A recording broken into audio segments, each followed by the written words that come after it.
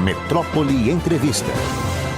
Muito bem, a gente conversa agora com o jornalista e escritor Fernando Vita, ele que vai lançar, autografar o seu livro, o seu último livro, Desirê, a sexóloga que não sabia amar.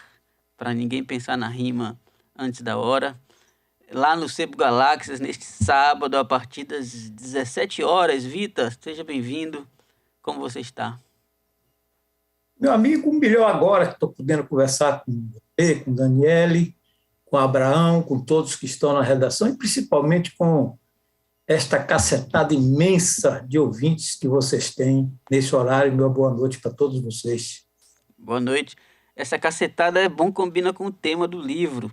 Fale um pouquinho como é que surgiu, como é que pintou essa personagem e essa história de rufiões, garanhões, putanheiros, sacanas e mentirosos em geral. Como é que isso veio à sua cabeça? Você é pervertido de nascença ou foi um momento assim especial? Rapaz, eu lhe diria que eu tinha tudo para não ser um pervertido de nascença, porque a minha família era radicalmente católica, mas aquela família católica de sair todo mundo empencado todo domingo de manhã para a mesma missa, na mesma igreja, no mesmo horário. Não se tinha o direito nem de escolher em que horário ia para a missa. Então, a perversão veio por conta do chamado destino. Mas falando de Desirê é uma criatura que me persegue há pelo menos uns 35 anos como personagem mexendo na cabeça. Porque muitos anos atrás eu tinha um amigo, já morreu infelizmente, ele chamava-se Ricardo Heleno de Paternostro, a quem eu dedico o livro e a quem faço o personagem também do livro. Ele que andava eternamente intrigado com as coisas que aconteciam, segundo ele, só na Bahia, ele ficava invocado porque tínhamos uma sexóloga, que era uma mulher bem apresentada, bonita, tal, e bem nascida, etc., mas que não conseguia segurar marido.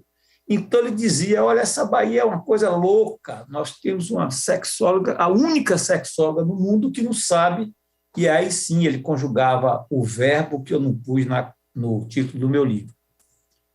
Por isso que, passados tantos anos, e aí por ocasião da pandemia, eu meio que agoniado em casa e sem querer agoniar os outros também, eu disse, olha, está na hora de Desirê ganhar vida. E aí escrevi Desirê, a sexóloga, a princípio, que não sabia, e o verbo é aquele que você falou. Não cheguei a falar. Você falou, você induziu.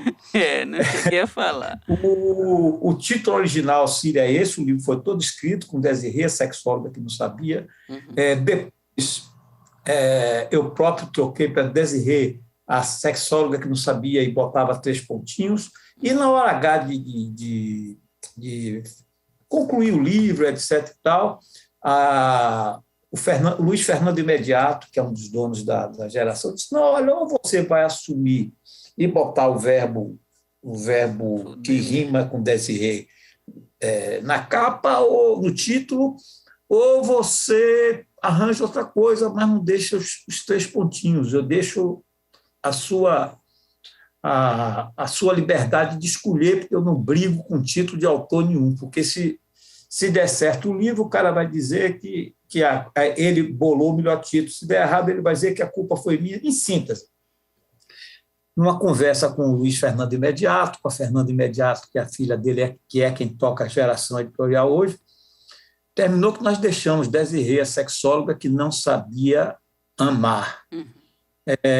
E uma das razões para eu não botar o verbo que rima melhor no título não foi uma questão de pudicícia, não sei se é essa expressão, não foi uma questão assim, mas o pessoal da área de mercado da própria geração diz que a enxurrada de livros usando em seus títulos esse verbo a quem estamos veladamente aludindo agora, e que rima melhor com Desirê, já estava criando, ou seja, estava ficando mais ou menos comum, alguns livreiros Brasil afora já não gostavam muito de expor. Resultado, ficou esse título que você está vendo aí, e não me arrependo de ter deixado ele, não. Não, é um ótimo título.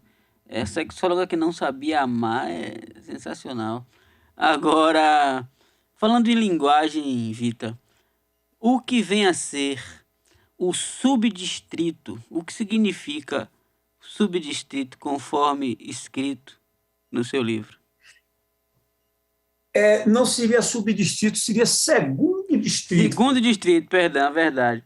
O segundo distrito se refere a qual parte da anatomia humana? Ao traseiro das pessoas, né?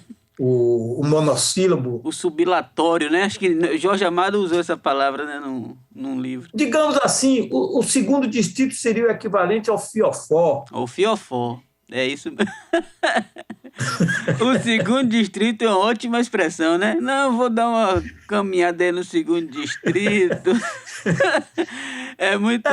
Era a forma mais educada de se perguntar se a criatura ou o criaturo cederia a cauda ou se permite certas invasões, digamos assim, hoje absolutamente heterodoxas. Mas mesmo no passado, provavelmente eram heterodoxas, mas procurava-se dar um viés ortodoxo, tal, essa coisa de segundo distrito, pera lá, não brinco com essas coisas, tal. Mas, aquela travada básica. É mais ou menos isso, porque tinha um personagem muito sério, muito circunspecto, e que lá um dia, sem querer, ele confessou a um camarada que ele não conhecia que ele abria mão de qualquer coisa com a esposa dele para frequentar o segundo distrito dela. E ela já era uma senhora de alguns filhos, alguns netos, etc. Uhum. E enquanto você estava escrevendo o livro, você passou a prestar mais atenção, assim, a dar uma atenção especial a esse vocabulário, que na Bahia é muito rico, esse vocabulário ligado às práticas e às partes sexuais do corpo humano, assim, e lembrar, talvez, expressões assim, da sua juventude, Vitor. Como é que ficou a sua relação com essa questão das expressões, dos termos, das palavras? Tem algumas coisas que são muito, muito interessantes e que são características de cada cidade, de cada província da Bahia, por menor que seja, por mais distante, por mais diferente. Cada cidade tem um jeito assim de ser. Todavia, que a minha cidade imaginária, as pessoas todas, sem exceção, tinham algum tipo de apelido, de codinome.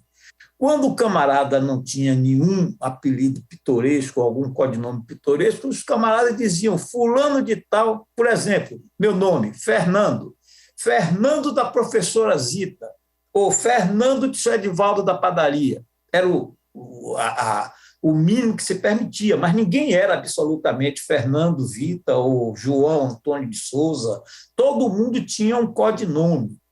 E, ora, se usava codinomes para as pessoas de modo geral, imagine você para essas pequenas partes da nossa anatomia.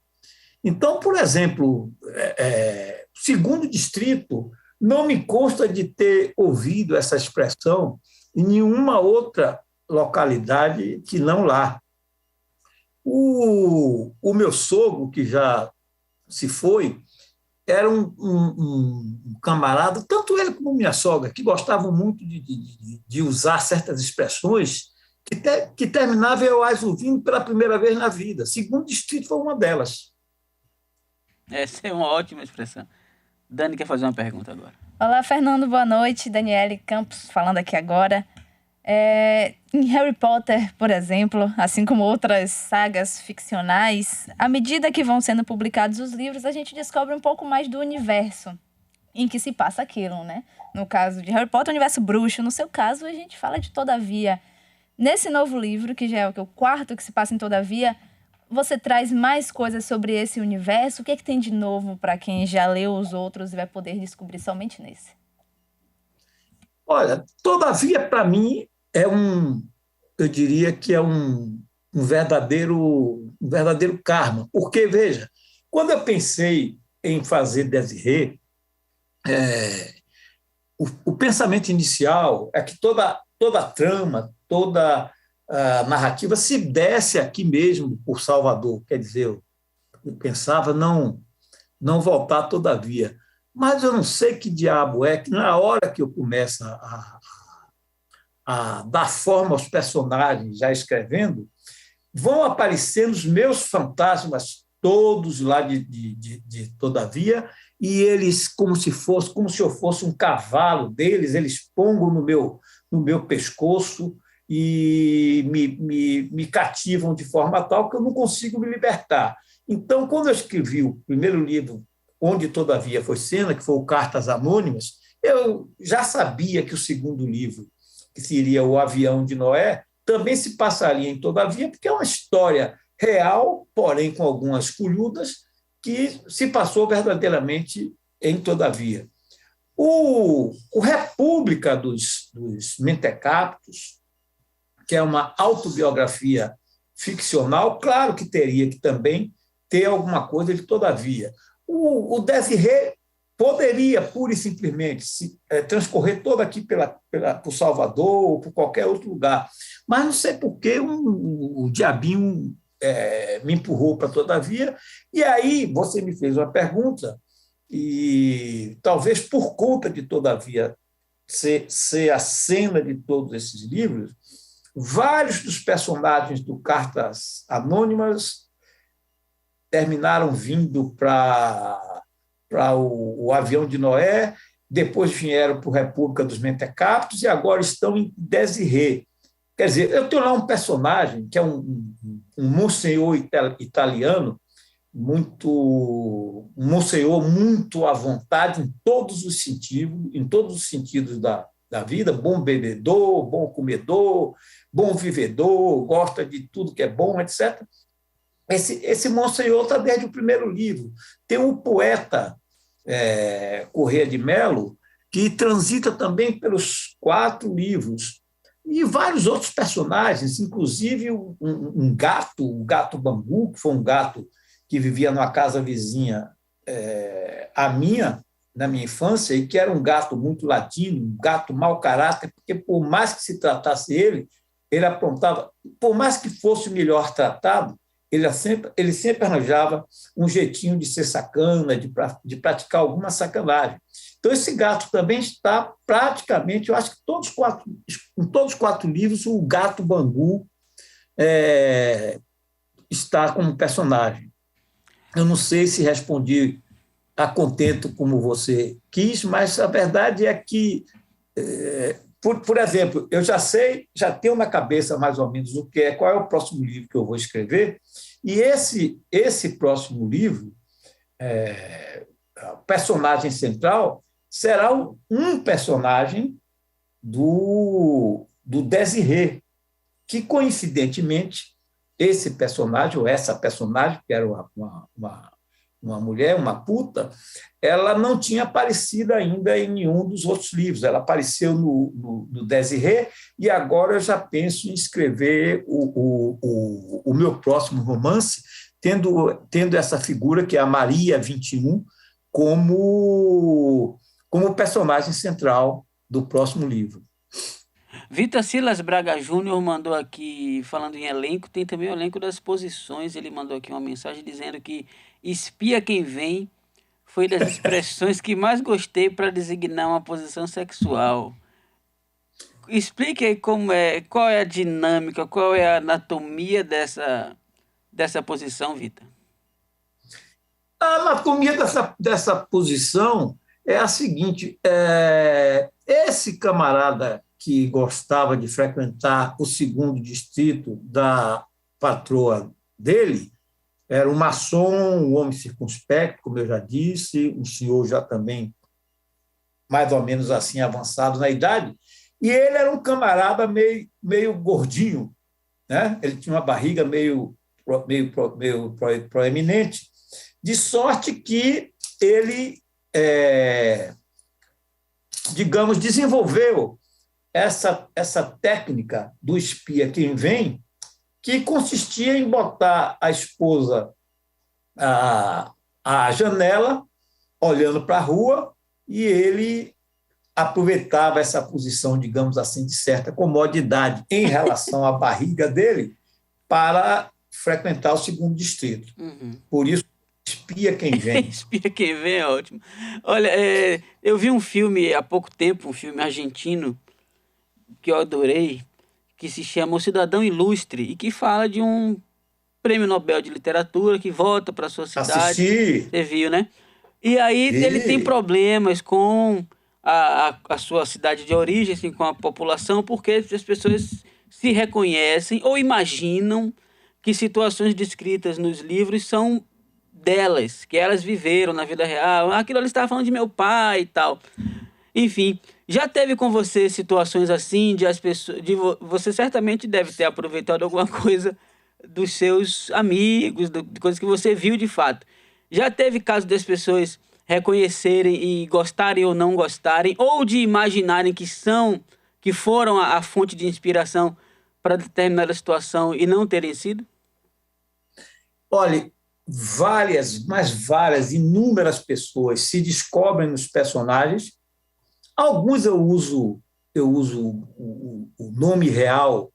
Eu tenho vários amigos que são meus personagens, nem sempre situações muito agradáveis, alguns vivos, outros que já se foram, mas lhe confesso que até hoje eu não vi ninguém que tenha se julgado personagem em sendo ou em não sendo, que tivesse ficado insatisfeito, que quisesse me dar uma porrada, me passar um supapo na cara. Não, isso aí eu nunca tive. O Nestor Mendes, que você conhece bem, Sim. e que é um eterno gozador, jornalista, meu querido amigo, o Nestor Mendes, lá às tantas, quando estava, me parece, no segundo livro, O Avião de Noé, que tinha Todavia como cena, o Nestor, que tinha lido Cartas Anônimas e tinha lido também, nos originais, o Avião de Noé, lá para as tantas, em Todavia, resolveram que deviam homenagear alguns escritores de lá, exatamente dois outros escritores, o Zé Raimundo Galvão, o Gorgônio Araújo Neto, que é um excelentíssimo poeta, um excelentíssimo cronista, e que é de lá de Todavia, e queriam nos prestar uma homenagem. E o Nestor Mendes, um grandíssimo sacana, dizia o seguinte: eu só quero ver se você vai ter coragem de ir a Todavia para fazer. Olha, fui super bem tratado, encontrei velhos professores, professoras. Eu acho que a ficção nos permite viajar. Agora, se você perguntar se qualquer personagem meu, ele em si é aquela pessoa, não. Cada um deles é o somatório de várias pessoas diferentes. O Monsenhor Galvani, que é um padre, um padre que veio da mais baixa Itália para lá em Todavia, ele é a mistura de todos os padres com quem eu convivi, não só nos colégios que estudei, como também nas atividades de igreja, porque eu era um excelente... Coroinha. Não sei como é que chama, capelinha? Coroinha? Não, picolé. Sacristão, vamos dizer assim. Eu era um excelente sacristão, acompanhava as missas em latim, tocava sino, incensava a igreja, pintava os canecos. Pô, tirou onda. Tem aqui a Eugênia Gomes dizendo: eu gosto muito de ler as sagas de Fernando Vita, me divirto muito, além de observar o cotidiano de Todavia. Vita, eu quero muito te agradecer, não só por essa conversa, mas por ter aceito o meu convite para lançar o livro lá no Sebo Galáxias, lá na Praça Castro Alves, no Cine Glauber Rocha, porque, de fato, esta sua saga todaviense já é um capítulo especial da literatura baiana e brasileira. Então eu fiquei muito feliz de você ter aceito. E sábado estamos juntos. Chama o pessoal para ir lá também compartilhar conosco. Pois não, Gêmeos, eu lhe confesso que a minha grande alegria em receber esse convite foi de ter me ensejado, lhe conhecer pessoalmente. Eu somos aqui em casa ouvintes e admiradores de você, e essa foi uma grande alegria que eu tive. No sábado estaremos lá a partir das 17 horas, talvez até um pouquinho antes, já devo estar chegando por lá, para, digamos, relançar o Desirê em Salvador. E de já agradeço toda a atenção que vocês da Metrópole têm tido comigo. Um beijo grande para a Daniele, um outro para o nosso queridíssimo Abraão Brito, e até sábado, com fé em Deus. Que beleza, Fernando Vita. É isso aí, sucesso sempre. Tamo junto.